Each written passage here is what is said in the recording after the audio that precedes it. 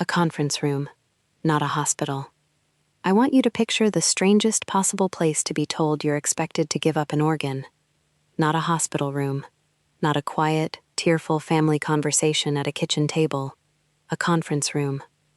My father's conference room, on the top floor of the company he built and I had worked for since I was 22, with a glass table between us, a pitcher of water nobody had touched, and his executive assistant sitting quietly in the corner, with a laptop open, taking notes. That's how my father chose to tell me my brother needed a kidney, and that I was going to be the one who gave him mine. I remember the exact words, because I have replayed them so many times since that they've worn a groove into my memory, smooth and inevitable, like a stone in a riverbed. He said, "Marcus's kidneys are failing. We've run the family testing already. Informally, through Dr. Halverson. You're the match. So here's what's going to happen. We'll schedule the surgery for next month. I've already spoken to the transplant team at Mercy General, and I need you to clear your calendar starting the week before." Not, "Would you be willing?" Not, "We need to talk about something difficult." Not even the basic courtesy of asking whether I'd already been quietly tested for compatibility without my knowledge or consent, which, I would learn in the following days, I had. He said it the way you'd announce a shift change, a logistics update, an operational decision that had already been made, filtered through every level of approval except the one that actually mattered, mine. I sat there, in that conference room, feeling the blood drain slowly out of my face, and I did something I am genuinely proud of, looking back, because it would have been so easy to simply nod, the way I had nodded through 31 years of similar conversations. I said, "I'm sorry. You tested my blood without telling me?" My father, a man who built an entire logistics empire on the principle that hesitation is expensive, waved a hand, already moving past the question, as though it were an irrelevant detail, slowing down a meeting that needed to end on schedule. "It was a simple blood panel, piggybacked onto your last physical. Dr. Halverson's discreet. This isn't the conversation, Elena. The conversation is, your brother is dying, you're the match, and we're moving forward. We're moving forward." I want you to sit with that phrase for a moment, the way I had to sit with it in that conference room, because it tells you everything about how my father had structured this entire conversation before I ever walked through the door. There was no question in it. There was no room in it for me to be a person with a body of my own, a person capable of fear, of hesitation, of a right to informed, voluntary consent about a major surgical procedure involving my own organs. There was only a plan, already assembled, waiting for me to fall into my designated slot within it.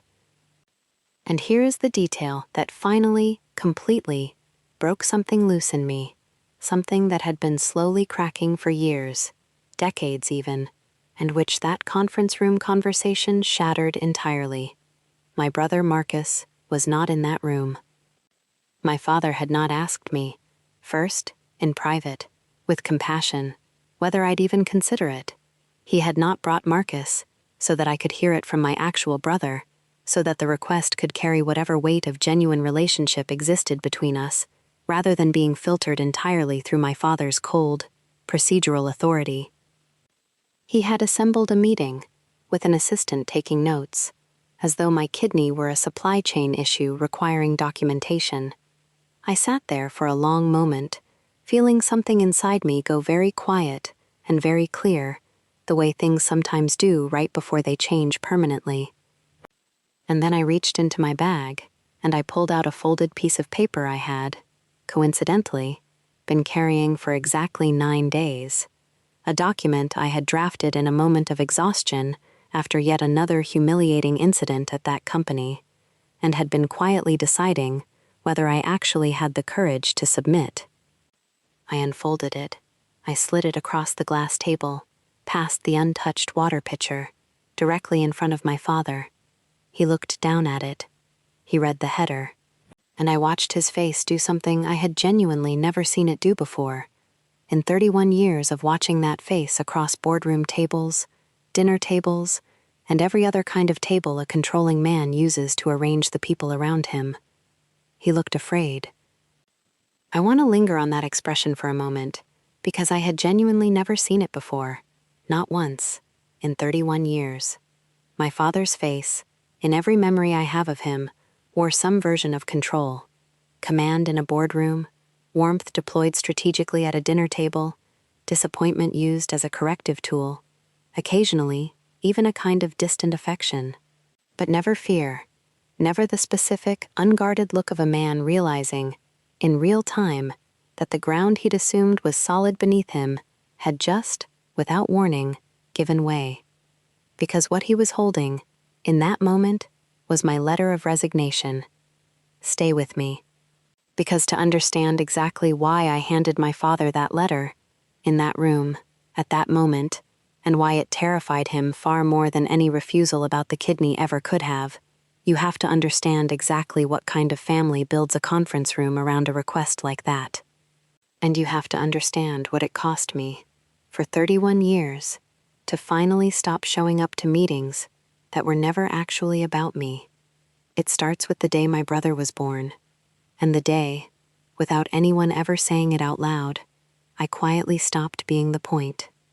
Marcus was always the plan. I was 6 years old when my brother Marcus was born, and I want to tell you honestly, I don't remember resenting him at first.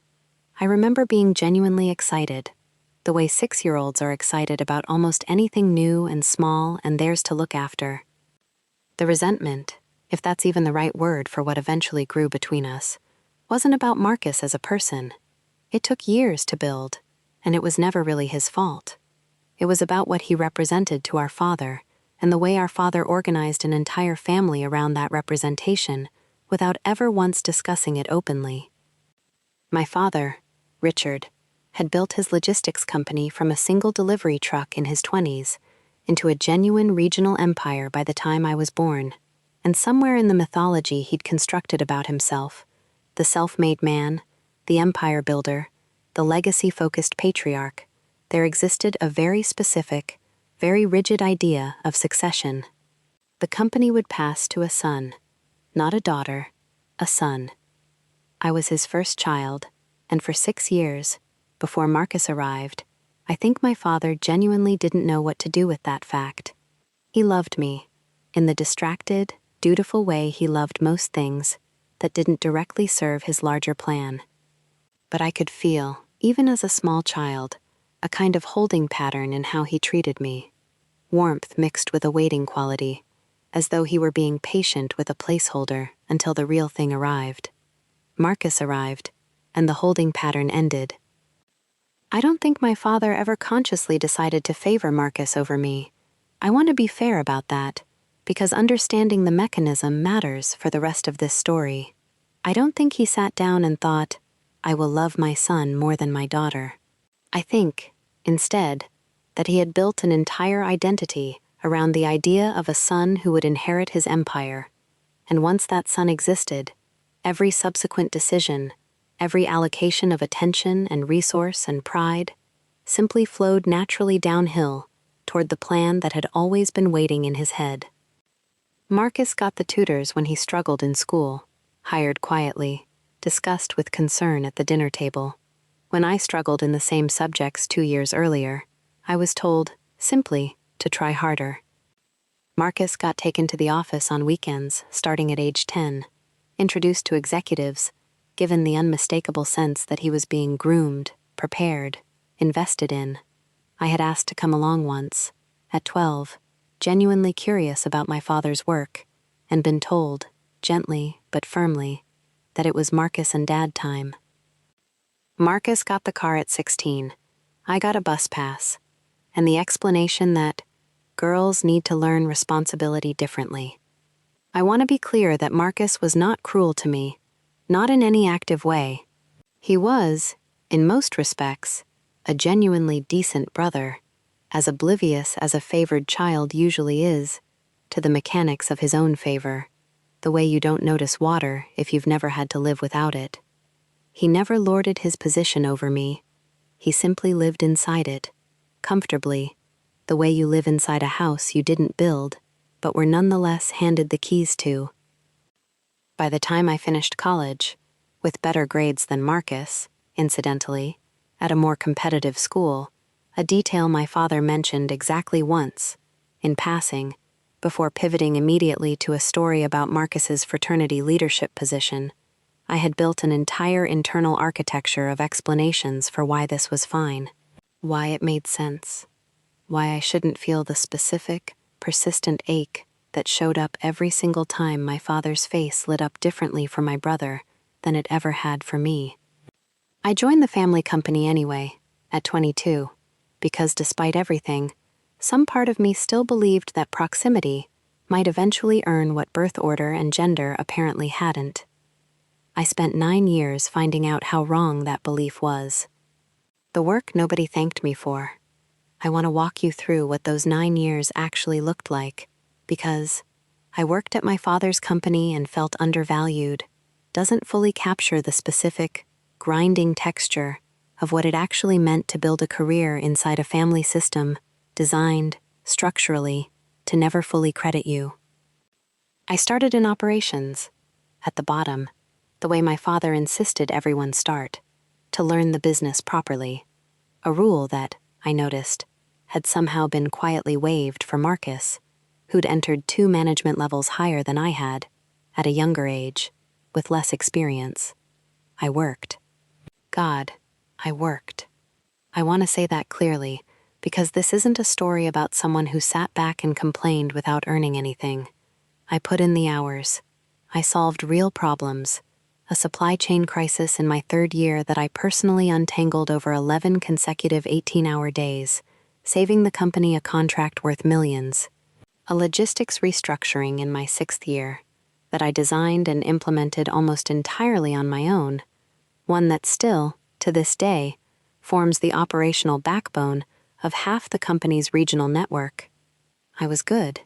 I want to say that plainly too, without false modesty, because the facts of my competence matter enormously for understanding what came later. I was, by any objective measure available inside that company, one of the most capable operational minds it had, and every single accomplishment I built, over 9 years, got absorbed into a larger narrative that somehow always circled back to Marcus. When I solved the supply chain crisis, my father mentioned it at the next board meeting as great work from the operations team, a collective credit that somehow diffused my specific contribution into an anonymous cloud, while, 3 months later, when Marcus closed a mid-sized client deal, a deal, I later learned, that I had actually done most of the underlying negotiation work for, quietly, behind the scenes, because Marcus had asked me to help him not look bad in front of Dad. My father took him to dinner at the restaurant where he'd proposed to my mother, and told the story of that dinner, unprompted, at 3 separate family gatherings over the following year. I don't think I'm imagining the pattern. I've had this confirmed, gently, by colleagues over the years, people who worked alongside me, who saw the actual distribution of competence and effort inside that building, and who would occasionally, carefully, in private, acknowledge what I already knew but wasn't allowed to say out loud, that I was, by any fair measure, running significant portions of that company, while my brother occupied a title that implied he was. I kept working anyway.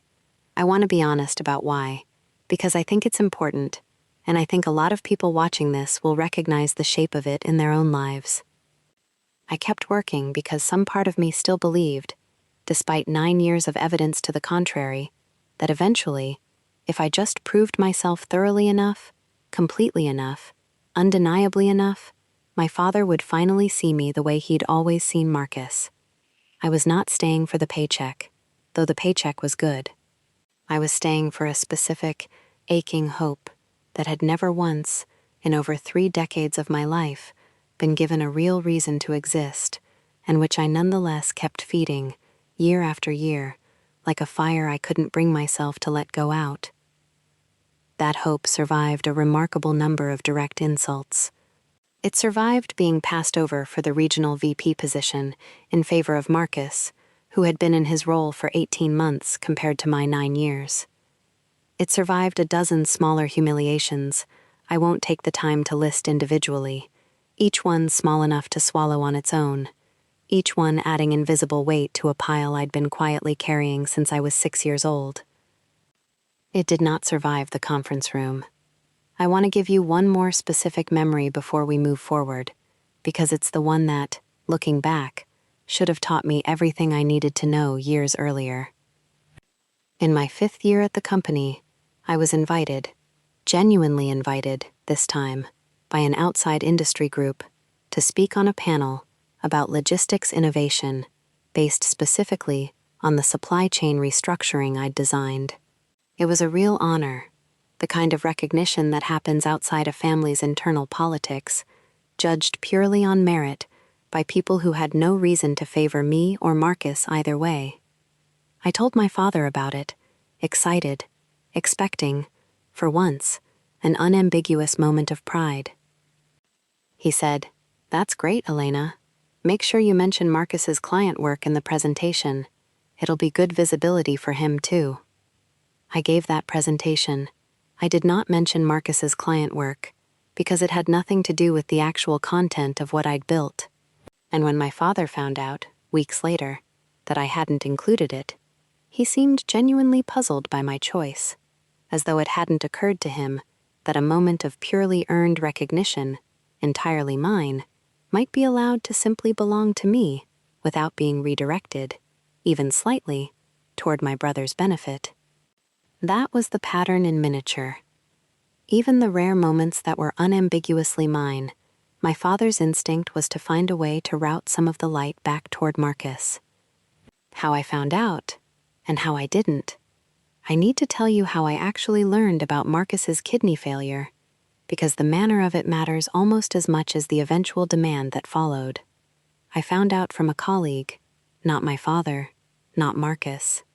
A colleague in finance, someone I was friendly with, who mentioned, in passing, over coffee, that she'd heard Marcus had been out sick a lot lately, something about his kidneys, and did I know if it was serious? I did not know. I had no idea what she was talking about. I want you to sit with that for a second, because it's an important piece of the puzzle. My brother, my actual brother, the person I had grown up alongside, worked beside for 9 years, genuinely cared about, despite everything unfair about how our father treated the two of us, had been managing a serious, worsening kidney condition for months, apparently, without anyone in the family telling me. I called my mother that evening, confused and a little hurt, and she confirmed it, sounding surprised that I hadn't already known, as though it had simply never occurred to anyone to specifically include me in the loop. Marcus had been diagnosed with a progressive kidney disease about 8 months earlier. It had been getting worse. He was likely headed toward needing dialysis, possibly a transplant, within the coming year. 8 months. My brother had been sick for 8 months, and I had been kept, whether through active decision or simple oversight, entirely outside the family's understanding of what was happening. I called Marcus directly after that conversation, and I want to tell you, he was genuinely glad to hear from me, genuinely willing to talk about it once I asked. There was no conspiracy of silence from him specifically. He seemed to simply assume, in his usual oblivious way, that our father had kept me updated, the way our father presumably kept everyone updated on important family matters. He apologized, sincerely, when he realized I hadn't known, and told me more about his diagnosis, his prognosis, his genuine fear about what was coming. And in that conversation, for the first time in years, I felt something toward my brother that had nothing to do with our father's favoritism at all. I felt simple, uncomplicated concern for someone I loved, who was scared, and getting sicker, and facing something genuinely frightening. I offered, on that call, without any prompting, to get tested, to see if I might be a compatible donor. I offered it freely, out of love, in a private conversation between siblings, exactly the way that kind of offer should happen. I want to describe that phone call a little more, because it stands in such sharp, deliberate contrast to what came later, that the difference between the two conversations is really the entire point of this story. Marcus's voice on that call was different from how I usually heard him. Smaller, more frightened, stripped of the easy confidence that came from a lifetime of things generally working out in his favor. He told me about the fatigue that had crept in first, the swelling in his ankles he'd assumed was just poor circulation, the appointment where a doctor's face had changed in a way that told him, before any words were spoken, that something was seriously wrong. "I'm scared, Elena," he said, and I don't think I'd heard my brother admit fear, plainly, without deflecting into a joke, since we were children. "I keep thinking about dialysis, about what happens if a donor doesn't turn up in time. I haven't told Dad how scared I actually am." He gets this look, like he's already solving it, like feelings are a problem to be managed rather than just felt. That detail stuck with me even then, though I didn't yet understand how precisely it would predict what my father was about to do. Even Marcus, the favored son, the one who had never once had to fight for our father's attention, understood something true about how our father processed difficult emotional situations, not by sitting inside them, but by immediately converting them into problems with operational solutions. I told Marcus, that night, that I wanted to get tested. Not because he'd asked. He hadn't, not once, in that entire conversation, hinted that he expected or wanted that from me. I offered because I loved him, and because the offer felt, in that private, unhurried moment, like the most natural thing in the world. Marcus was moved. He cried, a little, on the phone, and said he couldn't ask that of me, and I told him he wasn't asking, I was offering, and that was an entirely different thing. I scheduled testing with my own doctor, on my own timeline, through my own insurance, telling no one at the company about it, because it felt, correctly, like a private matter between me and my brother, and my own body. I did not yet know that my father had already, separately, arranged his own testing behind my back, through the family physician, without my knowledge or consent, treating the results as company property, to be deployed whenever convenient. I found that out 3 weeks later, in the conference room. How he actually said it. I've already told you the core of what happened in that conference room. The cold, procedural announcement, the assistant taking notes, the phrase, "We're moving forward," landing like a verdict rather than a conversation. But I want to walk you through the full sequence now, because the details matter, and because I think you need to understand exactly how deliberately my father had constructed that moment before I tell you what happened after. I'd been summoned to the meeting by his assistant that morning, told only that my father wanted to discuss an important family and business matter at 2:00. I assumed, given the phrasing, that it was something about the upcoming quarter, a strategic planning issue, the kind of meeting I'd sat through hundreds of times before.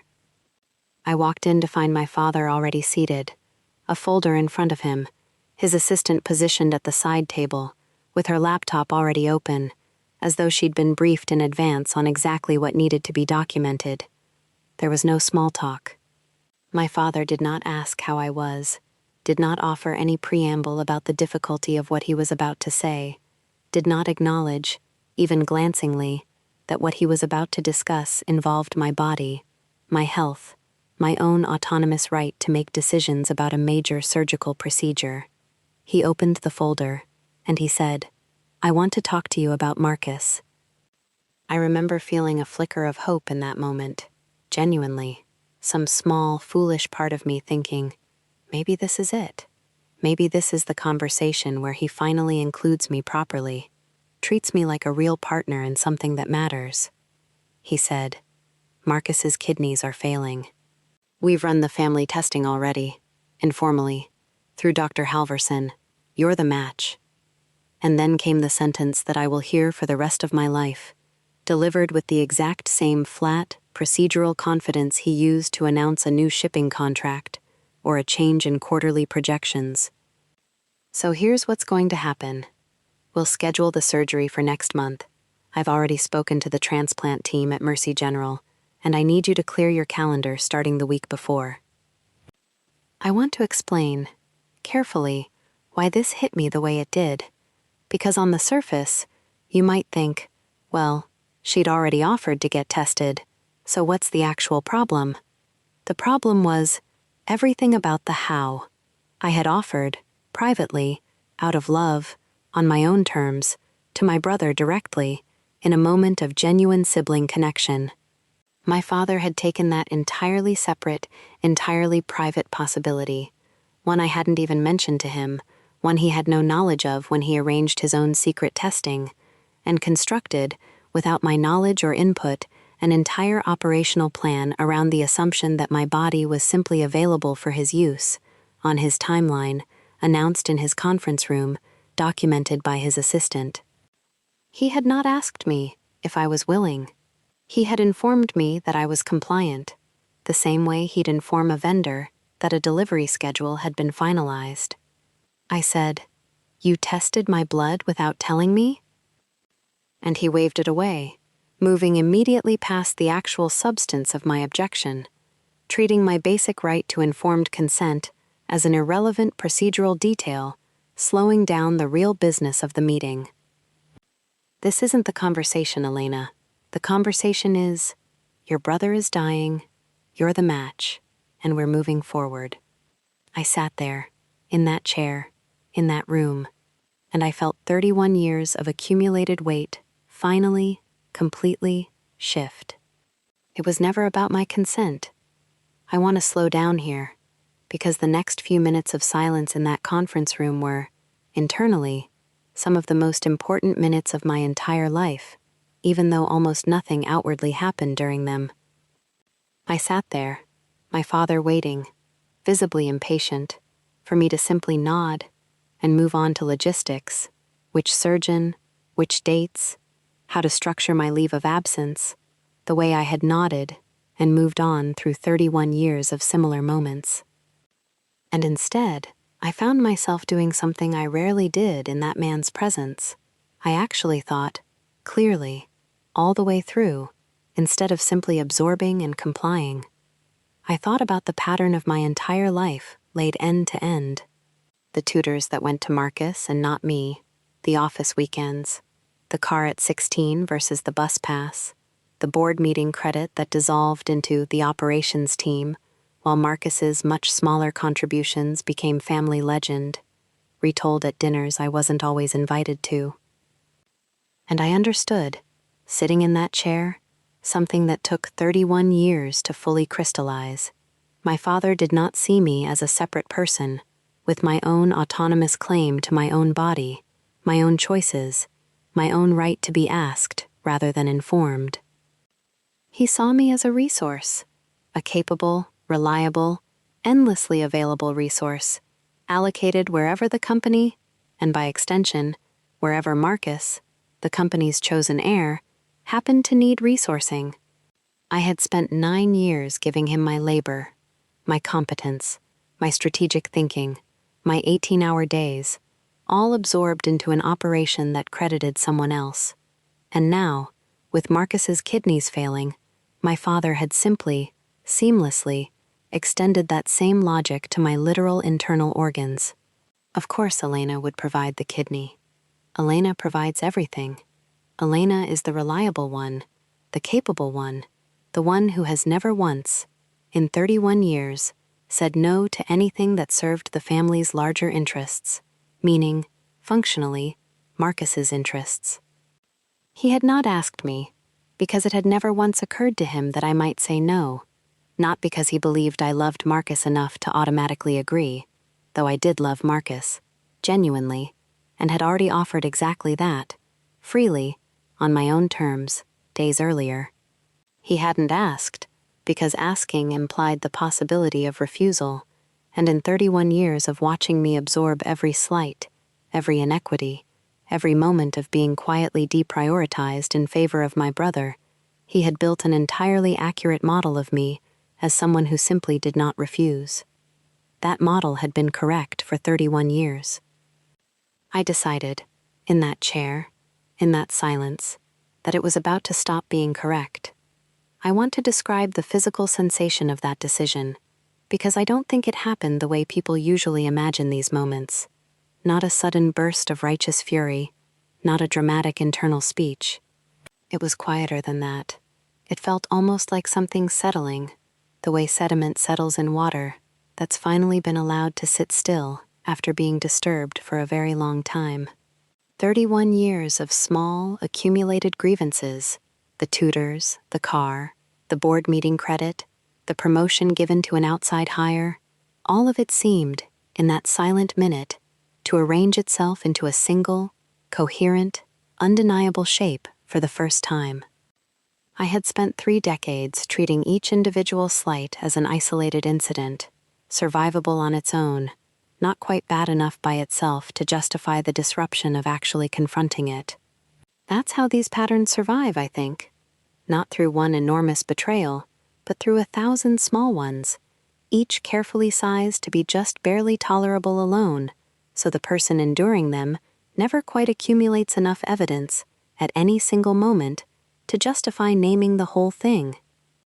The conference room did something the 1,000 smaller moments hadn't managed. It compressed 31 years of pattern into a single, undeniable 5-minute demonstration, delivered with such casual, procedural confidence that there was no longer any way to explain it away as an isolated incident, a bad day, an understandable lapse. I want to be clear about something important here, because I think it matters enormously for how you understand what I did next. My decision, in that moment, was never actually about whether to help Marcus. I had already decided that question, privately, out of love, days earlier, and nothing about my father's cold announcement changed my feelings toward my brother at all. My decision, in that conference room, was about something entirely separate. It was about whether I was going to keep existing, permanently, as a resource that could be deployed without consultation, informed after the fact of decisions already made about my own body, my own time, my own life, simply because I had spent 31 years demonstrating that I would absorb it. I reached into my bag. 9 days of quiet decision. I want to tell you about the resignation letter itself now, because it didn't appear out of nowhere in that moment, conjured by sudden fury. I had been carrying it, folded, in my bag, for 9 days before that meeting, the product of a much smaller, quieter humiliation that had nothing directly to do with Marcus's kidneys at all. 9 days earlier, I had been passed over for a promotion I had, by every objective measure, earned. A senior operations director position had opened up, one I had been effectively performing the duties of for over 2 years, without the title or the corresponding compensation. I had prepared for the internal interview meticulously. I had a track record that made the case for me more clearly than words could have. My father had given the position to an external hire, a capable man, I want to be fair, but one with significantly less institutional knowledge and no track record inside our specific operation. When I'd asked my father, privately, why, he'd said, almost as an afterthought, "I need you flexible, Elena. I need you available for whatever the business actually needs, not locked into one narrow track. I need you flexible. I need you available." Not a compliment about my range of skills. A statement about my utility as an undesignated resource, kept deliberately unspecialized so that my father could continue deploying me wherever convenience dictated, rather than allowing me to accumulate the kind of formal authority and title that might eventually let me say no to something. I'd gone home that night and drafted a resignation letter in a single furious sitting, the way you write things you don't necessarily intend to send, but need to get out of your own body regardless. I'd read it over the following days, softened a few lines, sharpened others, and then simply carried it, folded, in my bag, uncertain whether I actually had the courage to submit it, uncertain whether 9 years of institutional loyalty and a lifetime of hope that things might eventually change could really be overridden by a single passed-over promotion. I had told myself, over those 9 days, that I was being dramatic, that the promotion thing was frustrating but survivable, the way so many other frustrating, survivable things had been over 9 years. I had nearly convinced myself to simply put the letter away, unsent, and keep going the way I always had. And then my father sat across a glass table from me and informed me that my kidney had already been claimed, on his timeline, through his transplant team, documented by his assistant, without ever once asking whether I was willing. The letter, which I had drafted about a promotion, suddenly became about something much larger. It became about the entire architecture of my life inside that company and inside that family, an architecture built entirely around my availability, my flexibility, my endless capacity to absorb whatever was asked of me without ever being asked properly in the first place. I pulled it out of my bag, I unfolded it, and I slid it across that glass table, past the water pitcher nobody had touched, directly in front of my father. He looked down, he read the header, and I watched him understand, in real time, exactly what he was holding. The fear underneath the anger.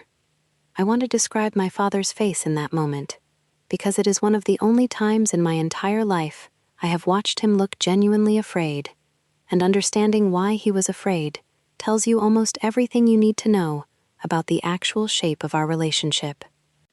His first reaction was disbelief, quick and dismissive, the reaction of a man so unaccustomed to being refused that his mind initially simply failed to process what he was looking at. "What is this?" he said, not really a question, more an expression of confusion at an object that didn't fit the pattern he'd expected the meeting to follow. "It's my resignation," I said. "Effective in 2 weeks, per the standard notice period in my contract." He laughed, actually laughed, a short, disbelieving sound. "This is not the time for this, Elena. We're discussing your brother's kidney failure." "No," I said, "and I want to tell you." My voice was steadier than I expected it to be, steadier than it had ever been in that man's presence. "You're discussing my kidney, as though it's already been decided, as though I'm a line item you've already accounted for, in a plan you built without me." The disbelief on his face started, slowly, to curdle into something else.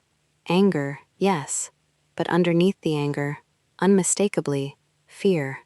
The specific fear of a man who has organized his entire operational understanding of a person around their permanent, reliable availability, and who is watching, in real time, that foundational assumption collapse. "You can't be serious," he said. "You're going to hold your brother's life hostage over a job title?" And there it is. I want you to notice that sentence, because it's the entire manipulation of my father's worldview compressed into a single accusation. He had, within seconds, reframed my resignation, an act entirely about my treatment as an employee, entirely separate from my private, loving decision about Marcus, into an attack on my dying brother. He needed it to be about Marcus, because if it was about Marcus, then my resignation became monstrous, unconscionable, something he could shame me out of. If he allowed it to actually be about what it was actually about, 31 years of being treated as an infinitely available resource rather than a person, he would have to reckon with something about himself that he had never once, in his entire life, been forced to examine. I said, "I already offered Marcus my kidney, Dad, days ago, privately, because I love him, and because that's my decision to make, on my own terms, with my own doctors, on my own timeline. This," I said, tapping the letter, "has nothing to do with whether I help my brother. It has everything to do with the fact that you found out I might be a match, and immediately built an entire operational plan around my body without ever once asking me a single question." My father sat back in his chair, and for a long moment, he said nothing at all, and I watched something shift behind his eyes, not quite understanding, not yet, but the first flicker of a man being forced to see, however briefly, a pattern he had spent 31 years benefiting from without ever examining. His assistant, I noticed, had quietly stopped typing. I want to describe one more exchange from that meeting, because it was, in some ways, the moment that finally cracked something loose in him, even briefly, even before he was ready to fully examine it. "Do you understand?" I said. that I found out about Marcus being sick from a coworker at the coffee machine? Not from you. Not from Mom, until I called her, confused. I found out my own brother's kidneys were failing from office gossip, and then, 3 weeks later, I find out you'd already tested my blood behind my back and built a surgical timeline around it, before ever once asking whether I even knew what was happening, let alone whether I was willing to be part of the plan. My father's jaw tightened. I watched him start to formulate a defense. I could see it happening, the reflexive shift toward justification that had defined nearly every difficult conversation we'd ever had. And then, for just a moment, something in his face changed. Not full understanding. Not yet. But a flicker of genuine unease, the look of a man glimpsing, briefly, an entire pattern he had never once been forced to examine from the outside. "I didn't think of it that way," he said quietly, and it was, I think, the most honest sentence he'd spoken in that entire meeting. "I know," I said. "That's the problem." I stood up. I did not wait for him to formally respond to the letter, because there was nothing left, in that moment, that his response could have changed. The conversation that actually mattered. I want to tell you about the conversation I had with my actual brother, later that same evening, because it stands in such sharp contrast to the one I'd just had with my father, that it clarified, permanently, exactly what had gone wrong in that conference room. I drove to Marcus's apartment directly from work, still shaking slightly, still processing what I'd just done. He opened the door and took one look at my face, and immediately knew something significant had happened. I told him everything, the secret testing, the conference room, the way our father had announced my kidney like a shipping schedule. The resignation letter. And Marcus, my actual brother, whatever complicated history existed between us regarding our father's favoritism, looked genuinely horrified, in a way that told me, immediately and unmistakably, that he had known absolutely nothing about how our father had chosen to handle this. "He did that in a meeting?" Marcus said, sitting down heavily on his couch. "With Denise taking notes? Elena, I had no idea. I swear to you, I had no idea he even knew about the testing you did with your own doctor, let alone that he'd done his own thing behind your back." I believed him completely. Whatever else was true about the imbalance between us, growing up, Marcus had never been a participant in the specific cruelty of that conference room. He was, in his own way, another casualty of our father's particular way of moving through the world, a man who saw people primarily in terms of their utility to his plans, whether that utility took the form of a favored son groomed for succession, or a reliable daughter treated as an infinitely available resource. "I don't want it like that," Marcus said, and he was crying now, genuinely, the kind of crying that comes from real fear and real love tangled together. "I don't want a kidney that got handed to me through some kind of corporate mandate. If you do this, I need it to be because you actually chose it, not because Dad decided it for both of us, without asking either of us anything." And I told him what I'd already decided, days before any of this happened, sitting in his living room, with his hand in mine, that I had already chosen it, freely, out of love for him specifically, and that nothing about our father's cold, procedural announcement changed that underlying choice at all. "The resignation isn't about you," I told him. "I need you to understand that clearly. I'm still getting tested, on my own timeline, with my own doctor. If I'm a match, and if I decide, when the actual moment comes, that I'm ready, I will absolutely donate that kidney to you, because you're my brother, and I love you, and none of that has anything to do with Dad's meeting today." "Then what was the letter about?" Marcus asked. "It was about the fact that I've spent 9 years at that company and 31 years in that family, being treated like something that exists to be deployed, rather than someone who exists to be asked. The kidney thing was just the moment I finally saw it clearly enough to do something about it." Marcus was quiet for a long time after that, and then he said something that meant more to me than almost anything else in this entire story. He said, "I've been so blind." I think I always just assumed things were fair, because they were fair for me. I never really looked at what they were like for you. I want to tell you about one more moment from that evening at Marcus's apartment, because it stayed with me since, small as it was. Before I left, he walked me to the door, and he hugged me the way he used to when we were kids, before adulthood and our father's careful architecture had put a certain distance between us. And he said, quietly, into my shoulder, "You've been carrying so much, and I never once thought to ask you how heavy it actually was. I'm sorry I let myself not notice, all these years, just because not noticing was easier for me." I told him it wasn't his fault, not really, that the whole system had been built, deliberately or not, to keep him from ever having to notice, the same way it had been built to keep me from ever feeling entitled to complain. But I appreciated him saying it anyway, because it was the first time, in 31 years, that anyone in that family had actually named the imbalance out loud, unprompted, without my having to first hand them a folded letter to force the conversation into being. That conversation, more than the surgery that came later, more than my father's halting almost apology over coffee, was the moment I felt something in my relationship with my family actually begin to shift.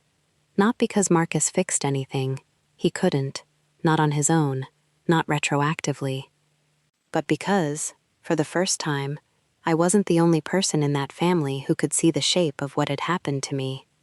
I drove home that night, lighter than I had felt in years, the resignation letter still sitting, delivered, in my father's conference room, and something new and unfamiliar settling into its place.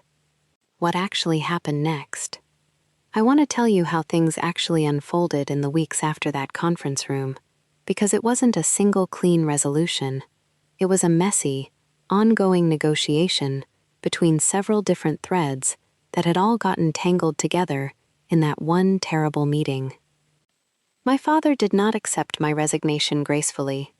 He called me repeatedly over the following days, oscillating between anger and something that almost resembled pleading, though it never quite arrived at anything like a genuine apology. He tried, at various points, to reframe the whole conference room incident as a simple miscommunication, an efficiency-minded businessman's blunt way of handling difficult news, nothing personal, nothing that should have warranted my reaction. I held firm. Not out of spite, and not, I want to be clear, as any kind of leverage against Marcus's medical situation, but because I had finally, at 31 years old, arrived at a boundary I was not willing to abandon, simply because holding it made someone else uncomfortable. About 10 days after the conference room, my father asked to meet me again, not at the company this time, but at a coffee shop near my apartment, on neutral ground, without an assistant, without a folder, without any of the procedural architecture he'd used to insulate himself from actually having to be present, as a person, for a difficult conversation. It was, I want to say honestly, the most genuine conversation I'd had with my father in years, possibly ever. He didn't fully apologize, not in the complete way I might have wanted. Some part of him, I think, will always struggle to fully see the pattern I'd spent 31 years living inside of. But he said something that surprised me, sitting across that small table with actual discomfort visible on his face, for perhaps the first time in my adult life. He said, "I don't think I ever really asked you for anything in your whole life. I think I just assumed you'd say yes, because you always had, and I never stopped to think about what that meant about how I was treating you."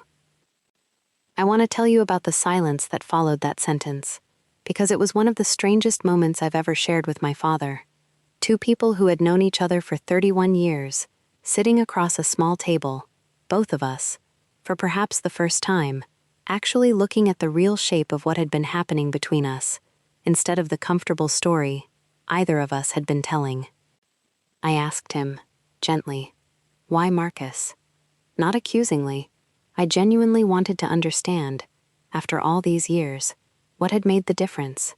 And he sat with the question for a long time before answering, longer than I'd ever seen him sit with anything. "I think," he said finally, "I built this whole picture of what my life was supposed to look like before either of you were even born. a son who'd take over. That picture existed before you did, Elena, and I never once stopped to update it once you were actually here, actually capable, actually better at half of this than Marcus has ever been. I just kept running the old plan because it was already built, and building a new one felt like admitting I'd been wrong for 30 years. It wasn't a full apology. I want to be honest about that. Some part of him, I think, will always struggle to fully see the pattern I'd spent 31 years living inside of, because seeing it completely would require him to grieve, actively, the version of fatherhood he'd told himself he was practicing all along. I did leave, 2 weeks later, exactly as my letter had specified. I took a position at a competing logistics firm, one where, within 6 months, I was given a formal title, a formal track, a formal set of responsibilities that were entirely, unambiguously mine, credited to me specifically, rather than absorbed into an anonymous team narrative. And Marcus and I got tested together, at a hospital neither of our parents had chosen, with a transplant team we selected ourselves, on a timeline we set entirely between the two of us. I was, it turned out, a match. And about 4 months after that terrible conference room meeting, I donated a kidney to my brother, in an operating room I had chosen, as part of a decision I had made freely, out of love, entirely disconnected from my father's cold procedural demand. The surgery went well. Marcus recovered fully.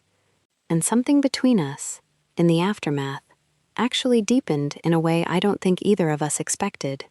Not because of the kidney itself, exactly, but because of the honest conversation on his couch that preceded it. The moment he finally, clearly saw the pattern I'd been living inside for 31 years. The difference between being needed and being asked. So let me tell you what all of this taught me, because if you've stayed with me this whole way, some of this belongs to you now. The first thing I learned is this: there is an enormous difference between being needed and being asked, and mistaking one for the other will cost you everything, quietly, over years, if you let it. For 31 years, I mistook my father's constant reliance on me as a form of value, even love. He needed me at the company. He needed me flexible, available, dependable, and I built an entire identity around being needed, without ever noticing that being needed and being asked are completely different experiences. One treats you as an instrument, however valuable, and the other treats you as a person whose actual willingness matters. If someone in your life relies on you heavily, but rarely, if ever, actually asks you for things, pauses, checks in, waits for your genuine answer instead of assuming it, pay attention to that gap. It is trying to tell you something important about how they actually see you. The second thing I learned is this: consent is not a formality to be handled after a decision has already been made. It is the decision. My father's fundamental error, in that conference room, was not that he wanted my kidney for my dying brother.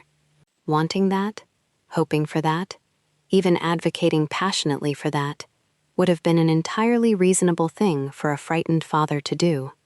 His error was constructing an entire operational plan around my body, dates, surgeons, calendar clearance, before ever once establishing whether I was actually willing. Genuine consent has to come before the plan, not as an afterthought bolted onto a decision already finalized. If you find yourself informed of decisions about your own body, your own time, your own life, rather than consulted about them, that is not a small procedural oversight. That is the entire relationship revealing its actual structure.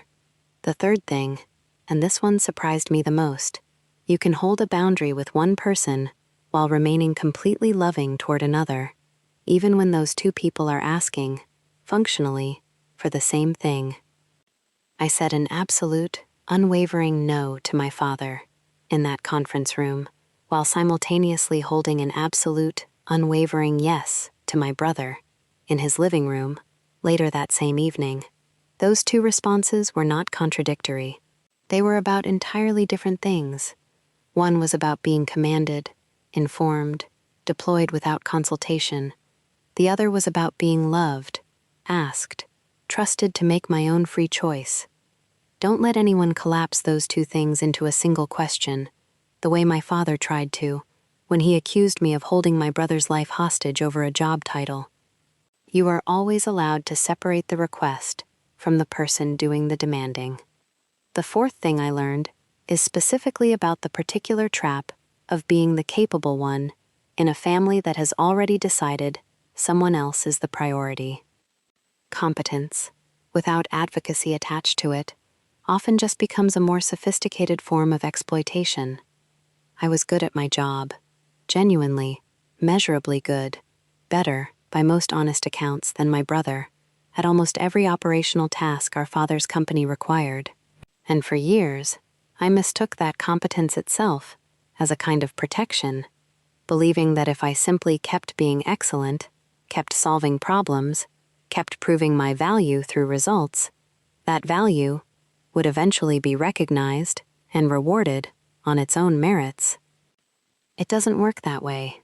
Not automatically. Competence without someone actively advocating for you, crediting you, structurally protecting your interests, often just makes you more useful to exploit, not less. My father didn't credit my supply chain fix because it was too small to notice.